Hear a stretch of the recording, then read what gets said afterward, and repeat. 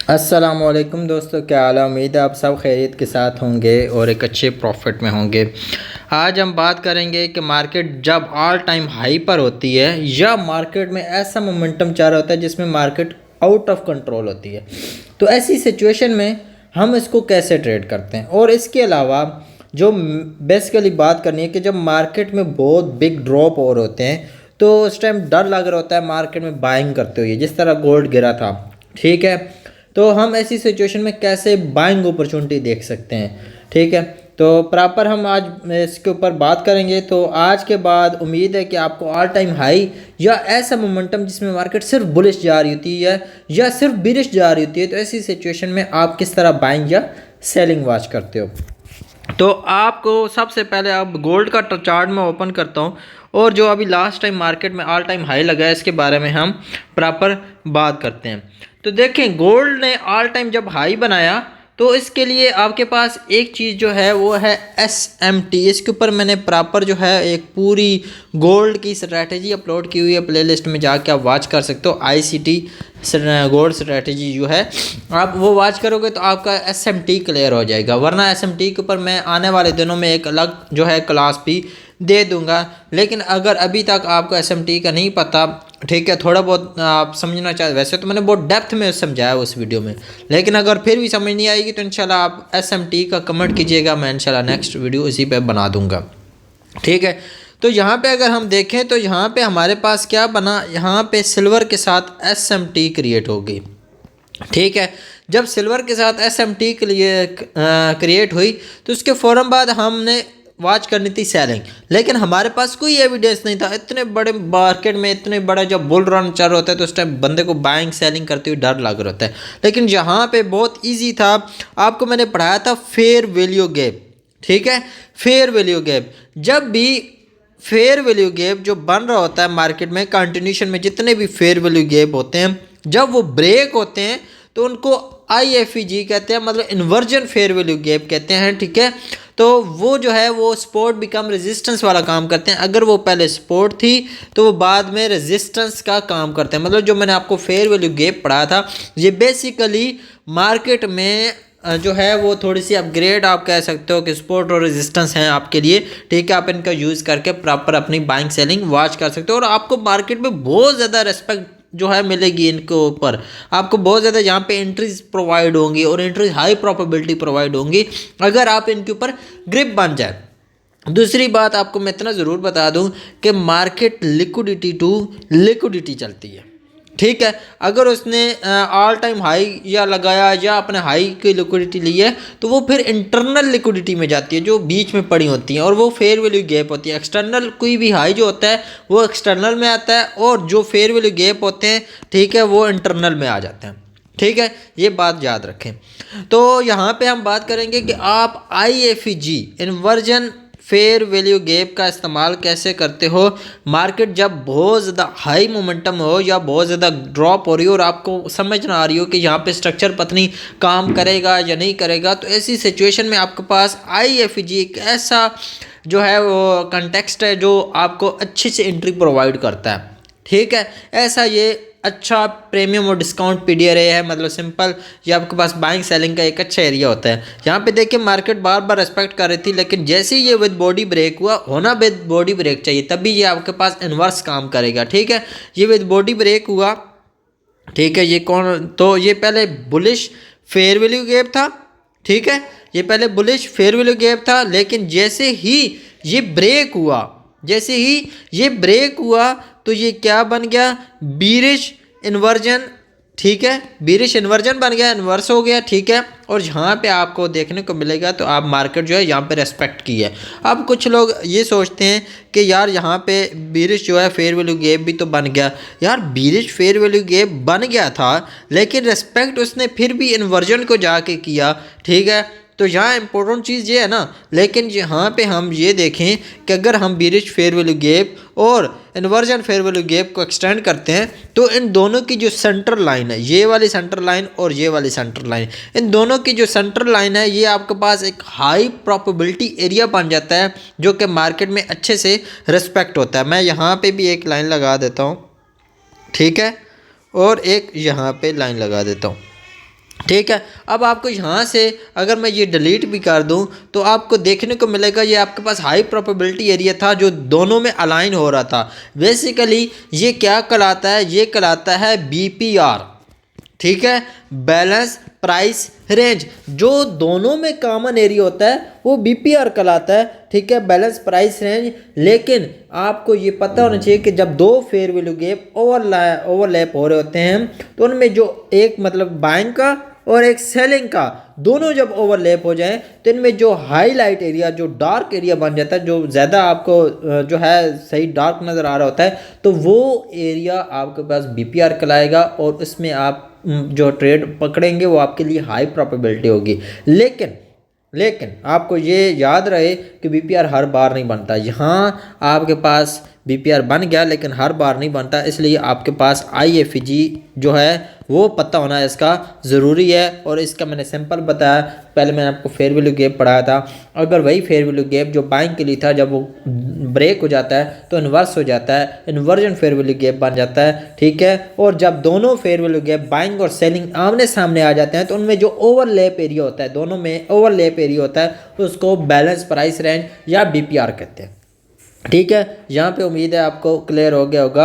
और यहाँ पे आप देखेंगे कि जब IFG बना तो मार्केट ने एक अच्छे मोमेंटम के साथ यहाँ पे ड्रॉप किया।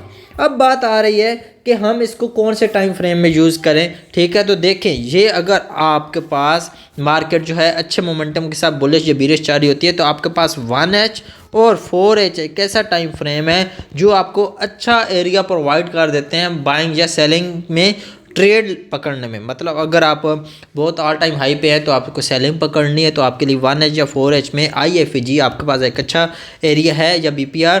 या फिर आपके पास जो है मार्केट बहुत ज़्यादा गिर रही है, जैसे अभी गिरी थी $1,000-1,500, तो ऐसी सिचुएशन में बाइंग करते हुए बंदे डर रहे थे, ट्रेडर डर रहे थे, तो बाइंग करना कोई मुश्किल नहीं था, बस हमने एविडेंस चाहिए था। अभी हम यहाँ पे देखें तो आपके पास कोई भी सेलिंग FEG यहाँ अभी आके ब्रेक हुआ वैसे, ठीक है। ये क्या बना, अभी आके ब्रेक हो गया यहाँ पे, ठीक है, अभी आके ब्रेक हो गया, ठीक है। अब बात अगर एक और चीज़ की जाए कि जब ये BPR मतलब IFG बना या BPR बना, हमने ट्रेड ली, तो हम यहाँ पे ट्रेड कैसे लेंगे। ICT का जो है मॉडल मैंने 2022 पढ़ाया हुआ है, ठीक है, लास्ट आई थिंक उसी पे वीडियो थी, तो आप उसको वॉच करके जो है वो देख सकते हो। प्लेलिस्ट पूरी वॉच करें, मैंने सीक्वेंस से हर चीज़ पढ़ाई है। पहले मैंने आपको पढ़ाया यार A क्या होता है, फिर B क्या होता है, C क्या होता है। मतलब अभी आप समझिए कि मैं आपके सामने मार्केट खोल रहा हूँ, तो आप जब खोल रहा हूँ तो आपको एंट्री तक प्रोवाइड कर दिए कि एंट्री लेते कैसे हैं। आप सिर्फ उन एरियाज़ को डिफाइन कर रहा हूँ कि एंट्री कहाँ कहाँ से ली जा सकती है, ठीक है। एक होता है ना कि मार्केट में बंदा हाथ बांध के बैठा हुआ है, भाई हमारे पास जो है बाइंग FEG रेस्पेक्ट नहीं हुआ, यहाँ पे ऐसा हुआ यार, यहाँ पे ऐसा हुआ, लेकिन बदले में आपको एक ट्रेड भी प्रोवाइड की इसने, और अच्छी ट्रेड प्रोवाइड की, और तब तक आपके पास ये ट्रेड होल्ड रह सकती है जब तक आपके पास इसी तरह इन्वर्स फेयर वैल्यू गैप ना बने। वो यहाँ पे आके बना, अगर 4H से ली थी तो यहाँ आप आके ब्रेक इवन कर सकते थे, अपनी ट्रेड को निकाल सकते थे, ठीक है। अब दूसरी चीज़ के यहाँ पे अगर हम देखें तो हमारे पास यहाँ पे हम एंट्री लेते हैं तो अच्छा है, अच्छा मूवमेंट है। लेकिन आप हमारे पास अगर हम इससे भी इंस्टेंट, जो कि मैंने आपको कहा कि 1H और 4H ये दोनों टाइम फ्रेम आपके पास जो है अच्छी एंट्री प्रोवाइड करते हैं। यहाँ पे आपके पास 1H में कोई जो है वो अच्छा साइन नहीं था। मैं अगर 1H ओपन करता हूँ, ठीक है, तो 1H में अगर आप यहाँ पे देखते हो तो 1H में आपके पास थोड़ा लेट हुआ था, ठीक है। BPR जो मतलब सॉरी जो मेन चीज़ मैं IFG की बात कर रहा हूँ वो थोड़ा लेट हुआ था यहाँ पे 1H का, जो कि आपके पास यहाँ पे BPR नहीं होगा, ठीक है, यहाँ BPR नहीं, BPR यहाँ पे बन रहा है, ठीक है, जो दोनों में ओवरलैप हो रहा है। यहाँ पे FEG जो है ऑलरेडी फिल हुआ पड़ा था, तो जो फिल एरिया होता है वो नहीं काउंट किया जाता, ठीक है। BPR पे इंशाल्लाह आपको एक अलग क्लास भी दे दूंगा ताकि आपके लिए कन्फ्यूजन ना रहे। तो यहाँ पे आपके पास जो है टेक्निकली कोई चीज़ नहीं थी, ठीक है, लेकिन ये एक IFG बहुत नीचे आके था जहाँ से आपको एज 1H से ट्रेड मिल रही थी, तो ये थोड़ा और ज़्यादा आपके लिए आसान रहता। उसके अलावा यहाँ पे SMT क्रिएट हुई पड़ी थी, ये भी आपके पास एक अच्छा साइन था, जो कि मैंने आपको कहा कि अगर SMT का पता है तो ऑल टाइम हाई हो या लो आ रहा हो, मार्केट बहुत ज़्यादा ड्रॉप हो रही हो, उसी सिचुएशन में SMT आपके पास अच्छा टूल है, IFG आपके पास अच्छा टूल है, ठीक है।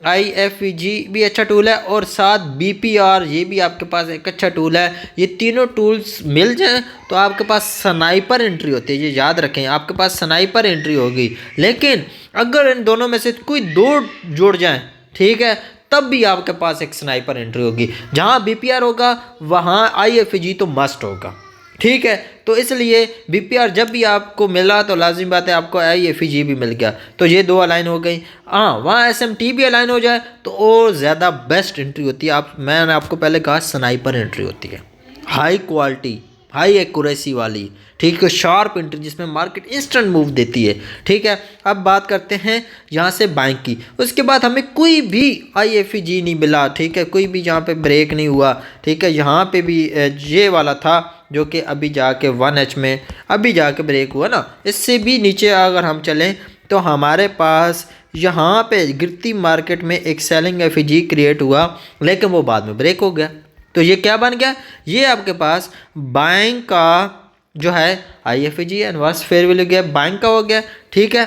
और यहाँ पे आपको मार्केट का बिहेवियर देखें कि मार्केट ने अब देखें वो ऊपर वाला जो H4 में है आपको थोड़ी लेट एंट्री मिली। मैंने आपको कहा ना 1H और 4H दोनों को मार्केट में वॉच करें, आपको दोनों में से किसी एक में स्नाइपर एंट्री ज़रूर मिलेगी, ठीक है। यहाँ पे देखो जैसे ही मार्केट ने मूव दिया आपको एक स्नाइपर एंट्री मिली और मार्केट एक मूव में निकल गई, ठीक है। कुछ लोग यहाँ पे चेंज स्टेट ऑफ डिलीवरी का वेट कर रहे होंगे, लाजिम बात है, ठीक है।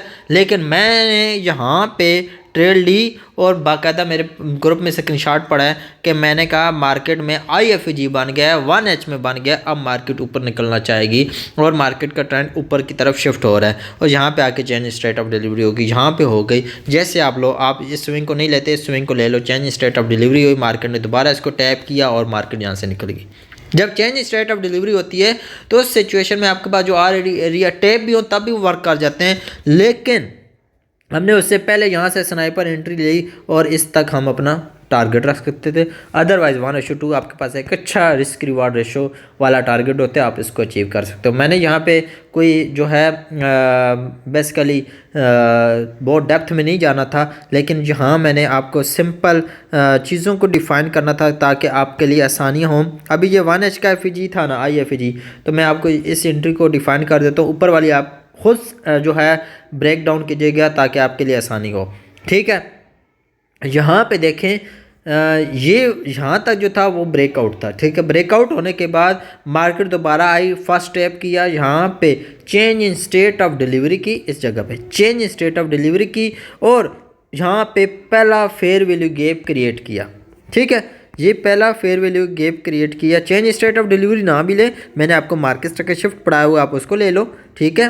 बस चेंज स्टेट ऑफ डिलीवरी थोड़ा इंस्टेंट मूव होता है, ठीक है, थोड़ा पहले पता चल जाता है मार्केट का बिहेवियर ऊपर की तरफ शिफ्ट हो गया या नहीं, ऑर्डर फ्लो मतलब शिफ्ट हो गया या नहीं, ठीक है। अब यहाँ पे ये फेयर वैल्यू गैप मैंने इधर लेना है, ये फेयर वैल्यू गैप बना, ठीक है। फेयर वैल्यू गैप जैसे ही बना मैंने अपनी एंट्री यहाँ से पकड़ लेनी, ठीक है। फॉर एग्जाम्पल जहाँ से मैं पकड़ लेता हूँ, यहाँ से एंट्री मतलब इस कैंडल से हम पकड़ लेंगे, ठीक है। एंट्री ली। अब मैंने कहाँ पे ऐसा रखना है, मैं नियरेस्ट स्विंग पे रख दूंगा। मेरे पास नियरेस्ट सेलिंग स्विंग बना हुआ है यहाँ पे, ठीक है, स्विंग लो बना हुआ है। मैं यहाँ पे बदले में 1:2 जो कि मैं आपको रेस्पेक्ट मतलब बताता हूँ कि 1:2 आपके पास एक अच्छा रिस्क रिवार्ड रेशो होता है। यहाँ पे मैंने अपना रिस्क रिवार्ड रेशो के साथ ट्रेड उठा ली। अब दोबारा मार्केट आई, इसी IFEG को रेस्पेक्ट दी और जब अब आई है तो ये चेंज स्टेट ऑफ डिलीवरी करके आ रही है। तो ऐसी सिचुएशन में आपके पास यहाँ पे चेंज स्टेट ऑफ डिलीवरी हो रही है, अगर वो नहीं भी लेते तो आप मार्केट स्ट्रक्चर शिफ्ट को ले लो, ठीक है। मार्केट स्ट्रक्चर शिफ्ट आपके पास यहाँ पे हुआ, ठीक है।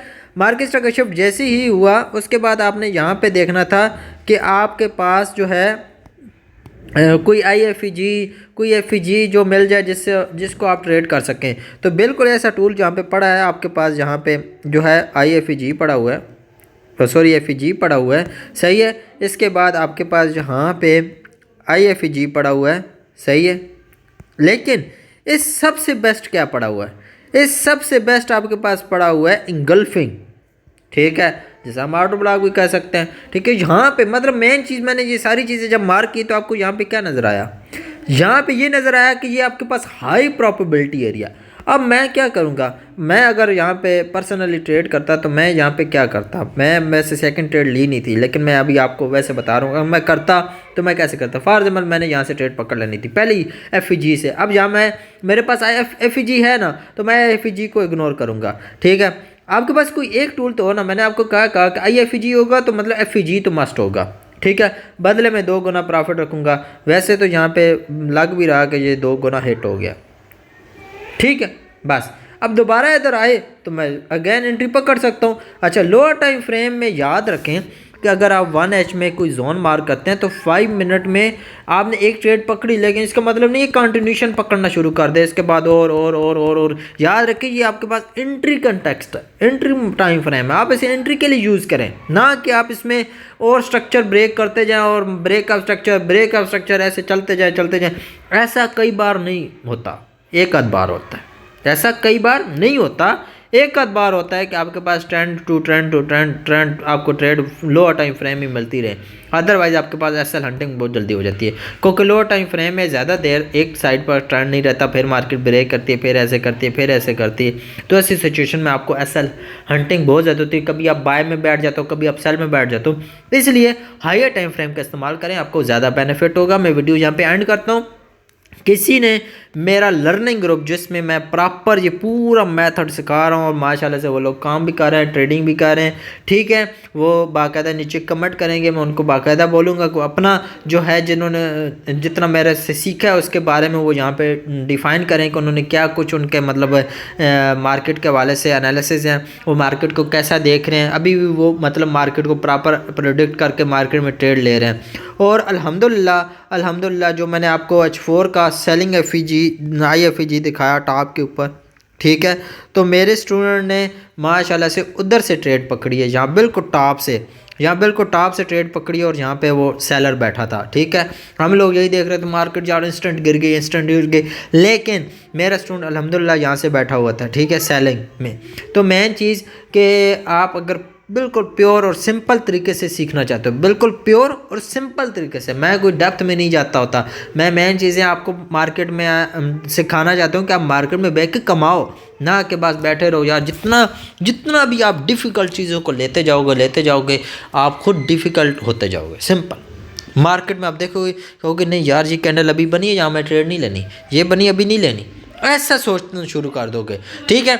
तो इस चीज़ से अगर बचना चाहते हो और चाहते हो कि मैं हर कैंडल को प्रेडिक्ट कर पाऊँ, तो आप मेरे से रब्ता करें।